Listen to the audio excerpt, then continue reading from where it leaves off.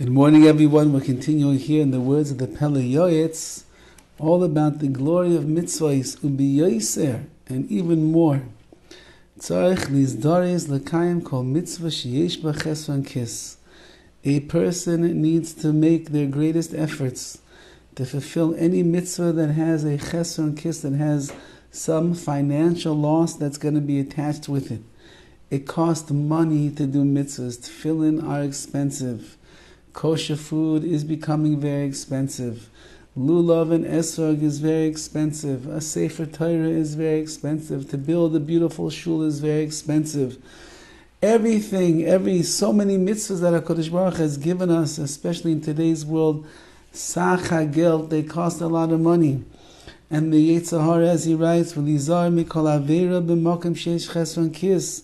And so too, a person has to be careful of doing any aveira, any sin, when there's also a loss of money that is incurred. Sometimes a person doesn't want to lose money, so therefore they will forgo doing a mitzvah. Or sometimes a person will make a little bit of extra revenue and money from perhaps the avera, the sin that they'll be involved with. So it's advantageous financially for them to do such a thing. Ki yetzer samuch mischazek ala adam. The Yetzer Hara is putting its pressure on a person. Ubifrant b'doros halalu, especially in our generation. Now the PELE YOETZ is going back hundreds of years. And listen what he says, and I would say all the more so in our generation. But he writes about his generation, b'doros halalu, dor moment, it's a generation of money.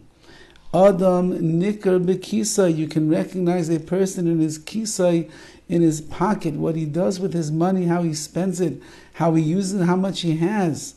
And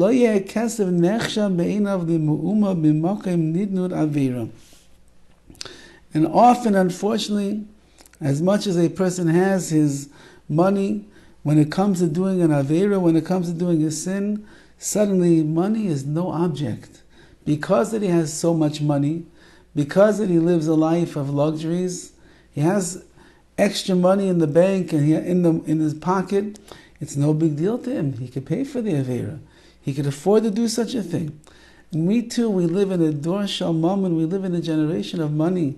Whether you have money in your pocket physically, or you've got a credit card, or you have a Zelle, or you have bank accounts, you have stocks, you have Bitcoin, people, you have checks coming in from the government still to make sure you don't have to go back to work and you can keep getting paid off by the government.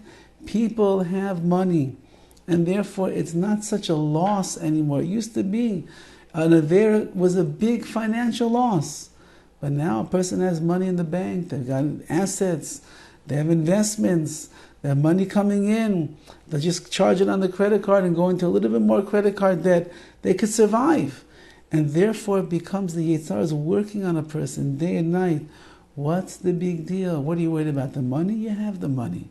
What are you worried about? You won't be able to afford buying something else? You'll be able to buy something else. What are you worried about? If you do this avera over here, you won't have money for another avera? Don't worry, Yankale.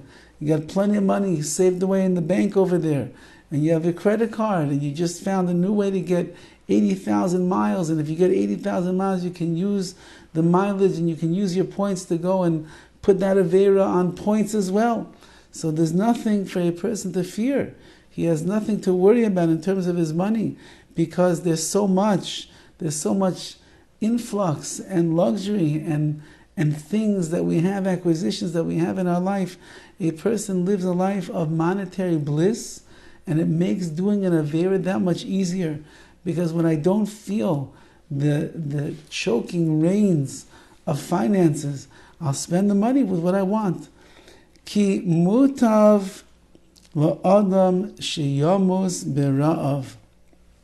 It's better rather that a person should die in hunger, than rather to be a rush, a wicked person, 1 hour in front of HaKadosh Baruch Hu.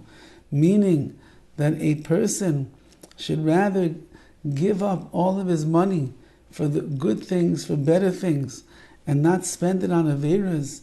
He should live a life where he's just squeezed himself out of every last penny to be able to pay for the things that are necessary, and then die in hunger or not have the money at all and leave this world, but not invest his monies in an avera, in a sin, because if he does that, he looks like a rasha, he could look like a wicked person in the eyes of Hashem. And that's exactly what we don't want to happen. V'oyev es Hashem, someone who loves HaKadosh Baruch Hu, kasher when he acts properly, yitein es kol ha'in beisa be'ava, he will give away all of his money, be'ava, in love of Hashem. Kakasuv, like it says in the Torah, ve'aftes Hashem alakecha b'chol me'odecha, you have to love Hashem, your God, with all of your me'odecha. Me'odecha here, he's interpreting, as the Gemara says, all of your money, meaning you should rather take all of your money and spend it on mitzvahs, and spend it on kedusha, and spend it on things that are valuable and that are important, instead of chas v'chalila taking your money and spending it on averas, on sinful behavior. Because when you take the money and you spend it on the wrong things, you will look like a rasha, like a wicked person in the eyes of Hashem. But if you take your money, you squeeze it all out for a beautiful pair of tefillin, you squeeze it all out for some Einig Shabbos, for some delicious, tasty treats on Shabbos, you squeeze it all out so that you can have some kind of a vacation together with your wife and your children and the family, so that you can get away and rejuvenate yourself and restore yourself and do it in the right way.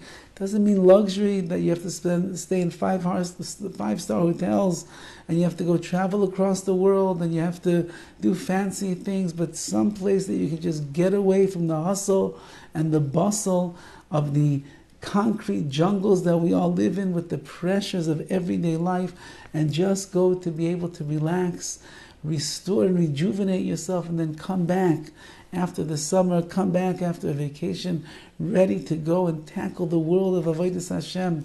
Squeeze out the money for that. That's the way to do it.